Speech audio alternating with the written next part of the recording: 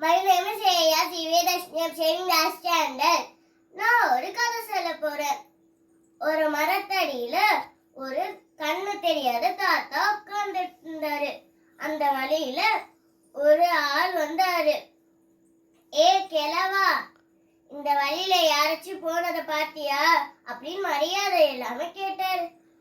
இல்லப்பா, அப்படி யாரும் நான் பார்க்கல அப்படியே அந்த கண்ணு தெரியாத தாத்தா சொன்னாரு. அவர் போன கொஞ்ச நேரத்திலே இன்னொரு ஆள் வந்தாரு. ஐயா, இந்த வழியில யாராச்சும் போனத பாத்தீங்களா அப்படின்னு கேட்டாரு. அதுக்கு அந்த கண்ணு தெரியாத தாத்தா சொன்னாரு, ஆமா ஐயா, நீங்க கேட்ட கேள்விதான் கேட்டுட்டு போனாரு, கொஞ்சம் முன்னாடிதான் கேட்டுட்டு போனாரு அப்படின்னு அந்த கண்ணு தெரியாத தாத்தா சொன்னாரு.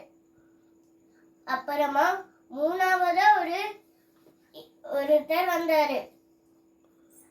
பெரியவரே வணக்கம், இந்த வழியில யாராச்சும் போனத பாத்தீங்களா அப்படின்னு கேட்டாரு.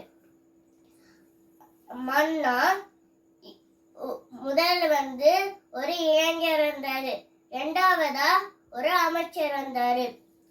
அவங்க ரெண்டு பேரும் நீங்க கேட்ட கேள்விதான் கேட்டுட்டு போனாரு அப்படின்னு சொன்னாரு. அந்த மன்னனுக்கு ஒரே ஆச்சரியம். நான் எப்படி உங்களுக்கு மன்னன்னு தெரியும், உங்களுக்கு தான் கண் பார்வை இல்லையே அப்படின்னு கேட்டாரு. அதுக்கு அந்த கண்ணு தெரியாத தாத்தா சொன்னாரு, ஒரு ஆள் பேச்ச வச்சு அவர் யாரு, அவரோட தகுதி என்ன அப்படின்னு தெரிஞ்சுக்கலாம்.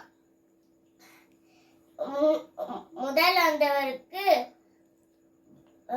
மரியாதையமையும், இரண்டாவதா வந்திருக்கு அதிகாரமும், மூணாவதா அவங்க பேச்சுல பணிவும் தெரிஞ்சிச்சு. அதான் நீங்க ஒரு மன்னனா இருப்பீங்கன்னு நான் தெரிஞ்சுக்கிட்டேன். இதுல இருந்து என்ன தெரியும்னா, நம்ம செய்யற செயலும் பேச்சுற பேச்சும் நம்ம யாருன்னு மற்றவங்களுக்கு தெரியப்படுத்தும்.